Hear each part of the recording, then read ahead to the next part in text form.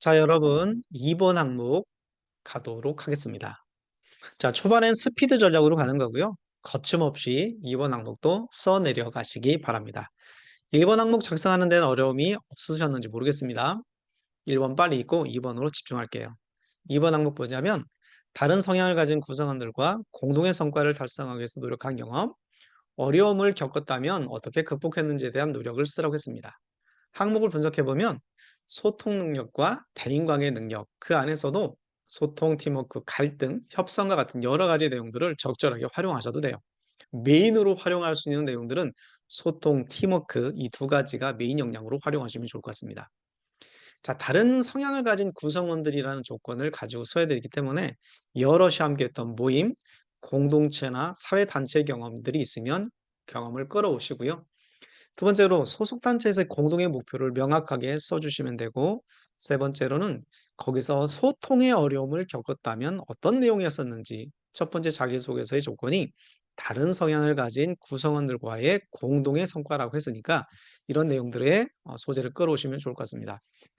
네 번째로 소통의 진행 과정에서 어려움이 있었다면 이런 내용들은 MS로 사용하셔도 될 것 같고요. 마지막으로 소통을 겪었던 어려움, 그 상황에서 지원자가 어떤 노력을 했는지를 디테일하게 써주시면 좋을 것 같습니다. 이번 항목도 마찬가지로 스타 기법 역량으로 활용할 수 있기 때문에 STAR, Situation, Task Action, Result, Feedback 이 5가지 정도의 내용으로 구성을 해주시면 좋을 것 같아요. 자, 그러면 어떻게 쓰는지에 대한 실제 내용을 보도록 하겠습니다. 자, 소제목은 키워드 중심으로 전체 내용을 대변할 수 있게 써주는 건데 질문이 다른 성향을 가진 구성원과의 공동의 목표의 활동 경험과 갈등에 관련된 내용, 어려움에 관련된 내용이라고 했으니까 공동의 성과를 소제목에 써주시고 어려움과 극복 내용을 짧게 써줘서 약 5% 정도의 자소서의 분량을 만들어 주시면 됩니다. 상황, S죠. 자, 시점, 언제 어디서 무엇을 할 때인지 결과를 써주는 건데 다른 성향을 가진 구성원들과 공동으로 낸 성과가 무엇이었는지를 써주시면 이게 두 가지 글이 되는 거예요. 두 번째, 과제. 태스크는 문제나 미션이나 난관이나 해결했던 어려움 등을 쓰는 건데 공동체의 목표가 무엇이었는지, 목표 달성 과정, 계획 과정에서 실행 과정에서 어떤 어려움이 있었는지, 이견이 있었다면 어떤 이견이 있었는지, 다른 성향을 가진 구성원들과 함께 일하는 것이 어떤 측면에서 어려웠는지 등을 작성해 주시면 됩니다.